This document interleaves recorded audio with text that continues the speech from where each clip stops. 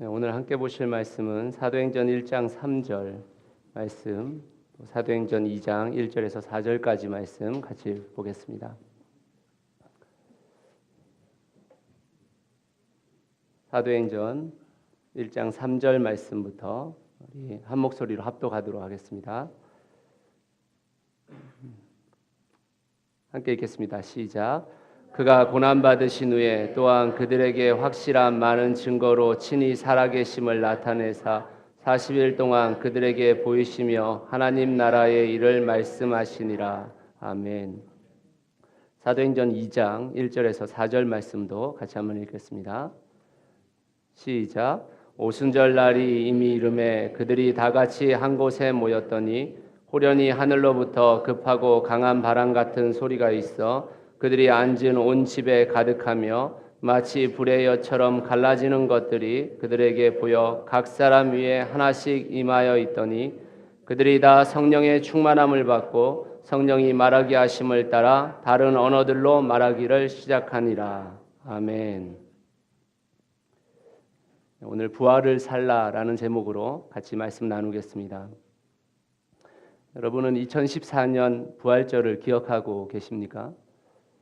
2014년 부활절은 저의 인생에 있어서도 가장 기억에 남을 것 같은 그런 부활절이었습니다. 세월호 사고가 4월 16일 날 그리고 그 나흘 뒤인 4월 20일이 2014년 부활절이었습니다. 오늘같이 새누리 2교회에서 새벽 예배를 드렸습니다. 부활절이 있기 이틀 전에 제가 금요일 날 세월호 사고가 있었던 팽목항에 몇몇 교우들과 다녀왔었습니다. 그때 진도로 가는 그 시간들이 그다지 이렇게 슬프지만은 않았어요. 왜냐하면 희망이 있었기 때문에. 그리고 사실 제가 진도로 가고자 했었던 가장 중요한 이유는 그곳에서 아이들이 살아나는 모습을 보고 싶었습니다. 그래서 그때 팽목항을 향해서 갔었습니다. 그런데 제가 생각했던 것보다 훨씬 더 팽목항의 분위기는 희망적이지 않았었습니다. 이틀밖에 지나지 않았음에도 불구하고 굉장히 큰 절망의 분위기들이 그곳에 놓여져 있었습니다. 새벽 기도를 드리러 부활절에 갈 때에 새벽 기도에서 이런 기도들을 드렸습니다. 주님, 아직 부활절 연합 예배가 남아 있습니다. 그때까지 주님 어떻게 해주시면 안 되겠습니까? 정말 찬스인데 하나님, 한국교회가 이렇게 무너져 내리고 있는데 하나님께서 부활절에 이 아이들 살려주시면 한국교회에도 얼마나 큰 찬스인데 하나님 좀 살려주시면 안 되겠습니까? 이런 기도를 드렸던 것 같아요. 저는 아마 하나님께서 부활절 연합예배 이전에 슈퍼맨처럼 그 세월호를 들어 올려주시기를 기대했는지도 모르겠습니다. 부활절 새벽 예배가 끝나고 나서 집으로 오자마자 TV를 켰었습니다. 그리고 부활절 연합예배를 가기 위해서 떠나기 전까지 그 TV에서 눈을 떼지 않았습니다. 하나님께서 그 부활의 기적을 보여주실 것을 기대했었기 때문입니다. 그러나 우리가 다 알듯이 부활의 기적은 일어나지 않았었습니다. 2014년 부활절 세월호에 탑승한 사람들에게 부활의 기적이라고 생각되어지는 일들은 일어나지 않았습니다. 그러나 그날 부활절 예배를 드리면서 저는 부활의 영광으로 앞으로 살아가야 되겠다라는 것을 마음속 깊이 다짐하는 귀한 시간이었었습니다. 부활로 산다라는 개념이 무슨 말이겠습니까? 그것은 이 땅에 소망을 두지 않고 하늘에 소망을 둔 인생이라고 할 수 있을 것입니다. 예수님의 제자들은 이 세상을 살아가면서 이미 자신의 부활을 믿었고 이 땅에 소망을 둔 인생이 아니라 하늘에 소망을 둔 인생을 살아갔었습니다. 그렇다면 우리는 우리 자신에게 물어야 합니다. 조심스레 여러분들에게도 한번 물어보겠습니다. 지난 2014년 부활절 이후 우리는 자신의 부활을 믿고 이 땅에 소망을 둔 인생이 아니라 하늘에 소망을 둔 인생을 사셨습니까? 하늘에 소망을 둔 인생으로서 하나님의 말씀에 합당한 인생을 사셨습니까? 하나님께 속한 자로서 이 땅을 살아계신 예수님의 사명을 따라 사셨습니까? 예수님의 사명은 누가복음 4장 18절 19절 말씀에 잘 나타나 있습니다. 누가복음 4장 18절 19절 말씀 같이 한번 읽어보겠습니다. 앞에 있습니다. 같이 읽겠습니다. 주의 성령이 내게 임하였으니 이는 가난한 자에게 복음을 전하게 하시려고 내게 기름을 부으시고 나를 보내사 포로된 자에게 자유를 눈먼 자에게 다시 보게 함을 전파하며 눌린 자를 자유롭게 하고 주의 은혜의 해를 전파하게 하려 하심이라 하였더라. 이 땅에 불의와 맞서며 가난한 자와 포로된 자와 눈먼 자와 눌린 자들을 위해 살았을까요? 슬퍼하는 자들과 함께 슬퍼하며 눈물 흘리는 자들의 눈물을 닦아주며 우리가 살았을까요? 여러분은 어떠신지 모르지만 저는 2014년 부활절 이후 오늘까지 그렇게 살지 못했습니다. 오늘 우리는 지난 2014년 부활절 이후의 우리의 삶을 돌아볼 필요가 있습니다. 오늘도 우리는 부활절을 보내고 있지 않습니까? 부활절이라는 게 무엇입니까? 부활절 절기를 지키고 그 절기에 함께 예배하는 것, 그것이 부활절. 네, 맞습니다. 그러나 그것으로 부활절이 끝난다면 우리의 부활절은 결코 어떤 한 인생도 하나님께서 원하시는 그 부활의 영광을 맛보게 하는 인생으로 살아갈 수 없을 것입니다. 만약에 우리가 2014년 부활로 우리의 삶을 살아내지 못했다면 2015년 부활절 오늘 이후에 부활을 살아내기 위해서 우리는 무엇을 준비해야 될 것인가 생각해 보아야 합니다. 많은 분들이 예수님이 부활하셔서 제자들을 만나 주셨기 때문에 제자들이 자신의 부활에 대한 확신을 가졌으리라고 생각한다고 저는 생각합니다.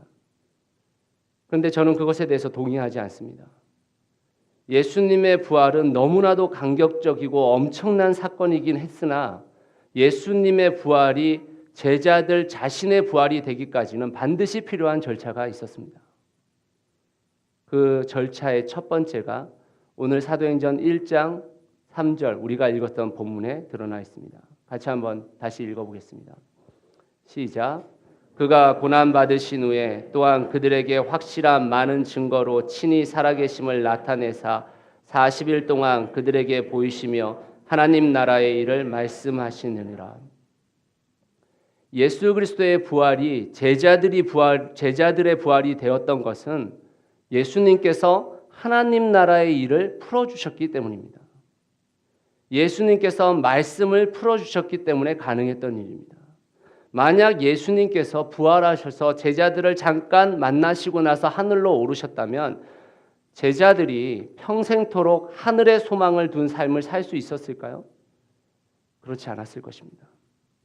예수님께서 부활하셔서 이 땅에 머무르시는 동안 40일 동안 무엇을 하셨을까에 대한 질문이 생긴다면 성경이 우리에게 알려주고 있는 것은 예수님께서 제자들에게 나타나셔서 하나님 나라의 일을 말씀해 주신 것만 성경에 기록되어져 있다는 것입니다.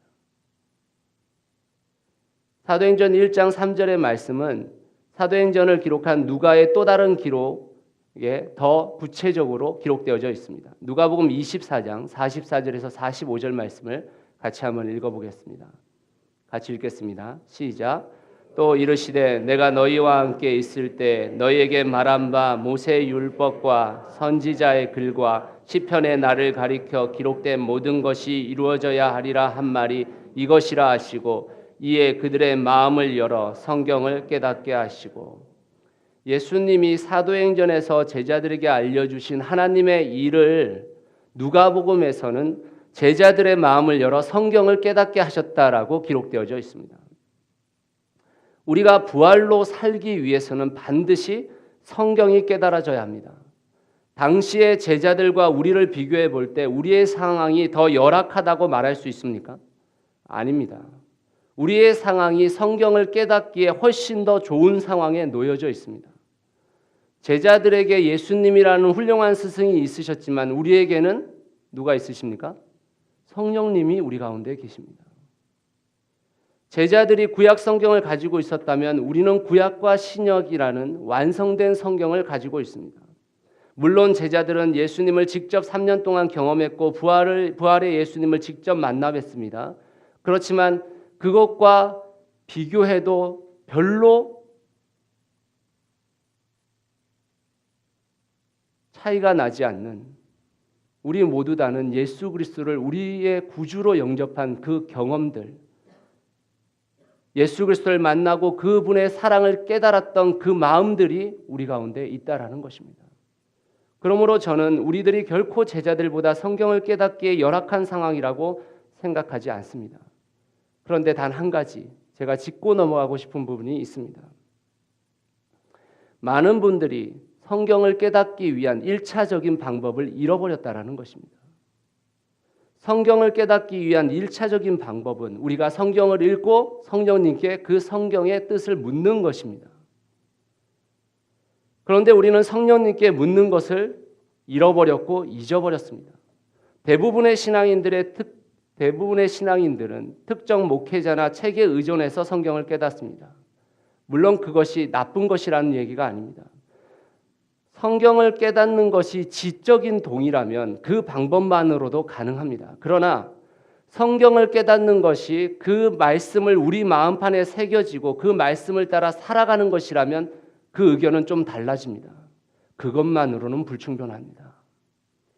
성령님께서 우리 가운데 직접 말씀하신 나만의 말씀이 있어야 그 말씀대로 살아갈 수 있는 것입니다. 그런데 우리는 성령님께 그 말씀의 뜻을 묻지 않습니다. 훨씬 더 쉬운 방법을 선택한다고 생각합니다. 그러나 우리가 성령님과의 교통이 이루어지는 그 순간 성경을 깨닫는 방법은 성령님께 묻는 것이 훨씬 더 쉬운 방법이 되어집니다. 여러분은 성경을 믿으시죠? 그러시죠? 네.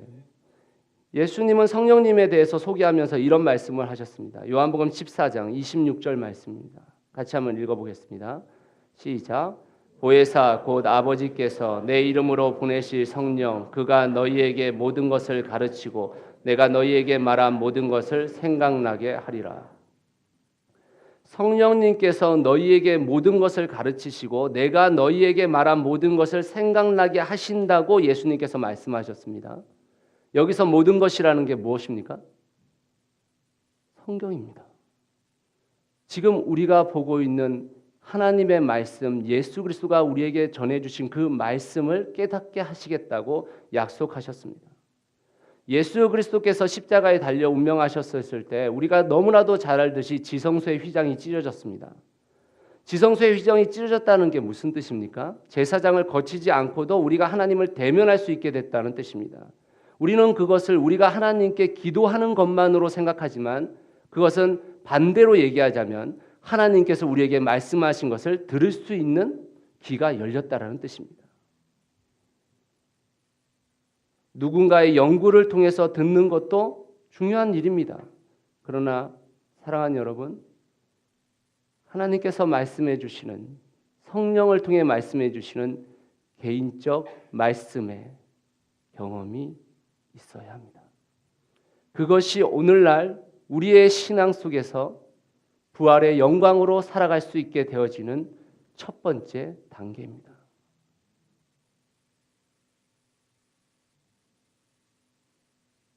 제자들이 예수님의 부활이 자신들의 부활로 인식되어지고 평생을 하늘의 소망을 두고 살아갈 수 있었던 이유는 예수님께서 성경을 풀어주셨기 때문입니다. 그리고 지금의 시대를 살아가는 우리들이 예수님의 부활이 우리들 자신의 부활로 인식되어지고 평생을 하늘의 소망을 두고 살아갈 수 있기 위해서는 반드시 성령님께서 그 말씀을 풀어주셔야 한다는 것입니다.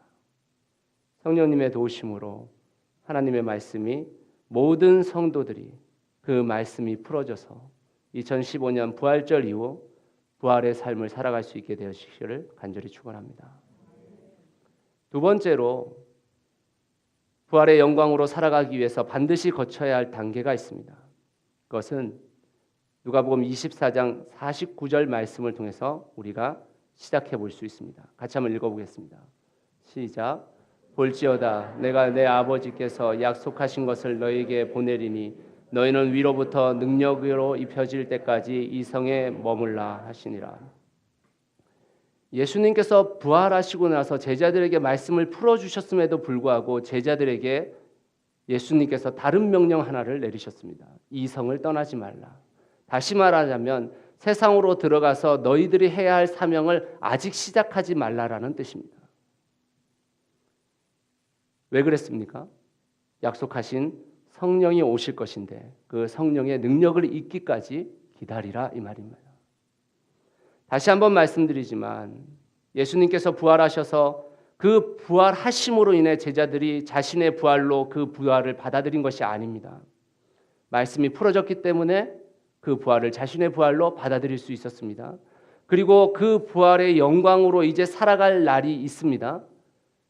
그 부활의 영광을 깨달았지만 예수님과 함께 하늘로 오르는 것이 아닙니다. 이 땅에서 살아야 할 시간들이 있는 것입니다. 그 땅을 살아야 하는데 하늘의 소망을 두고 살기 위해서는 반드시 필요한 것이 있었는데 성령으로부터 능력을 받았어야 하는 것입니다. 성령의 능력 없이 세상 속으로 들어가서 살게 되어지면 패배할 수밖에 없었던 것입니다. 그래서 그 제자들에게 예수님은 기다리라고 말씀하셨던 것입니다. 사도행전 2장 1절에서 4절 말씀은 우리에게 너무나도 잘 알려진 오순절 성령의 역사의 이야기들입니다. 같이 한번 읽어보겠습니다. 시작. 오순절 날이 이미 이름에 그들이 다 같이 한 곳에 모였더니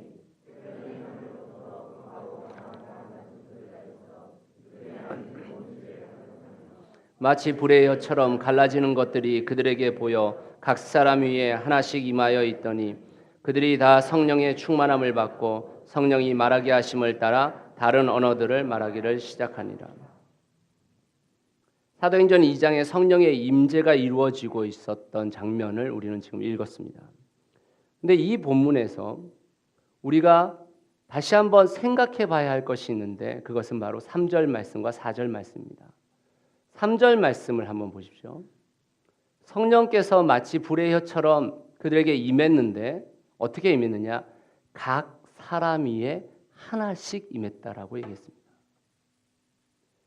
각 사람 위에 하나씩 임했다라고 얘기했습니다. 불특정 다수를 대상으로 성령님께서 임하신 것이 아니라 각 사람 한 명 한 명에게 다 임했다라는 뜻입니다. 그리고 각 사람에게 임해진 그 성령이 4절 말씀에 그들이 성령의 충만함을 다 받았다라고 이야기했습니다. 성령님은 우리 각 사람 한 사람 한 사람을 사랑하시는 분이십니다. 성령님은 우리 각 사람 한 사람이 성령의 충만으로 살아가기를 기대하시고 계신 분이십니다. 그렇기 때문에 각 사람에게 임하셨던 겁니다. 우리 중에 누군가 한 사람에게 임하는 것이 아니라 각 사람 모두에게 성령은 우리 가운데 임하시길 원하신다는 것입니다.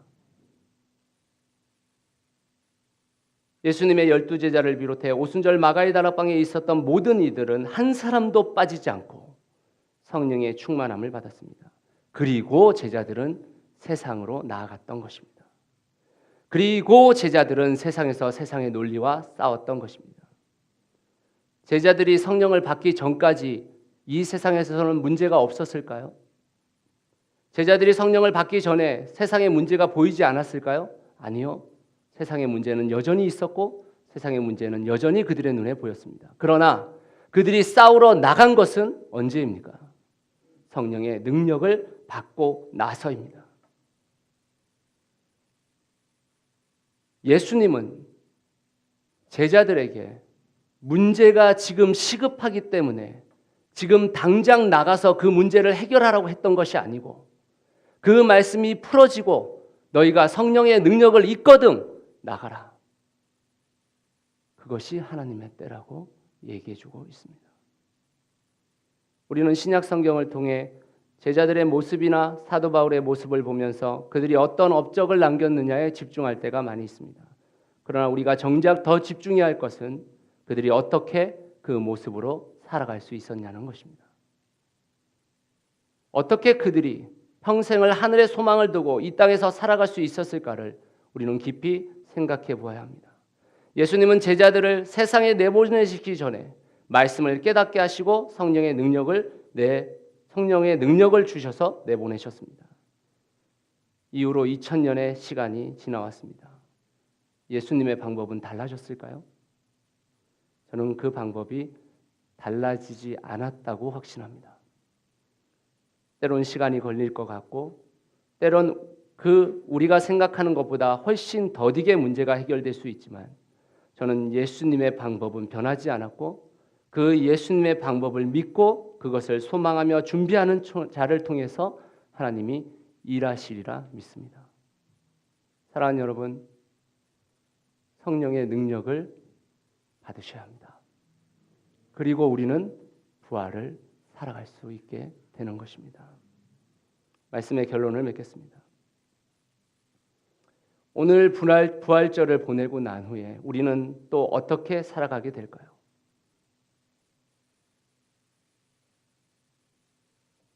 이 부활절, 이 새벽에 여러분이 이 자리에 계십니다.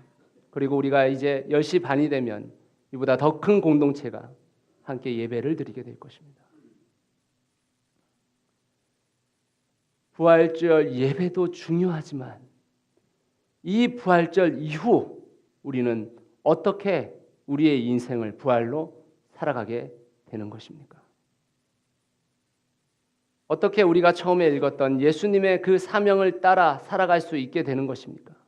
어떻게 가난한 자를 위해, 포로된 자를 위해, 눈먼 자를 위해, 눌린 자를 위해서 예수님의 사명을 다해서 그것을 우리의 사명으로 받아들이고 살아갈 수 있게 되는 것입니까? 저는 부활절이 올 때마다 생각해 봅니다. 부활하신 예수 그리스도를 처음 만난 제자들과 매해마다 부활절을 보내고 있는 나와의 차이점은 무엇인가? 제자들은 부활을 경험했을 때 부활의 초보자처럼 행동했습니다. 부활을 느끼고 부활을 사랑하고 부활을 자랑했습니다. 그리고 예수님의 부활이 자신의 부활임을 인식되었을 때 하늘의 소망을 둔 삶을 살았습니다. 그러나 저는 부활절을 맞이할 때마다 부활의 베테랑이 되어 있습니다. 부활을 해석하고 부활을 도식화하고 부활을 인위적으로 만들어냅니다. 그리고 예수님의 부활하신 부활절을 해마다 치러내고 있는 저를 보게 되어집니다. 그래서 나의 삶 속엔 부활의 간격이 없습니다. 그래서 나의 삶엔 하늘의 소망을 둔 인생이 없었던 것입니다. 혹시 여러분도 저와 같은 것은 아니십니까? 부활의 초보자처럼 부활을 누리는 인생이 아니라 부활의 베테랑이 되어서 부활절을 치러내는 인생을 살고 있는 것은 아니십니까? 2015년 부활절이 지나고 나면 우리의 인생은 예수님의 부활이 자신의 부활임을 인식한 제자들처럼 하늘의 소망을 둔 인생으로 바뀔 수 있다면, 그렇게만 될 수 있다면 여러분, 오늘의 이 부활절이 우리에게 얼마나 중요한 날이 되어지겠습니까? 여기 계신 모든 분들이 그런 인생을 살 수 있다면 우리 새누리 공동체가 정말 부활의 영광을 살아가는 한 인생들로 모아질 수만 있다면 그보다 더 큰 영광이 어디 있겠습니까? 부활절은 우리의 인생에 계속되어집니다. 다음 주 주일도 부활절입니다. 우리가 주일을 지키고 있는 이유는 예수 그리스도께서 부활하신 그날을 기념하고 있기 때문입니다. 우리의 부활절은 또다시 반복되어질 것입니다. 우리의 부활에 주님의 그 부활이 우리 가운데 심겨져서 그 부활절을 예수 그리스도의 부활하신 그 영광을 바라보며 보낼 수 있게 되기를 소원합니다.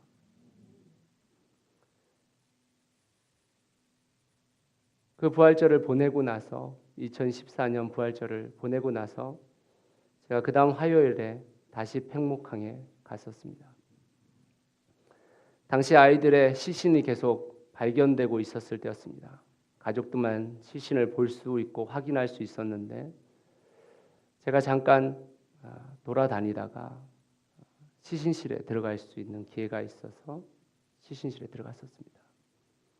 남자 시신을 보관하고 있는 시신실이었는데 많은 사람들이 자기의 자녀가 발견되었을 줄 알고 모두 다 뛰어와서 그 시신을 확인할 때 같이 들어갔습니다.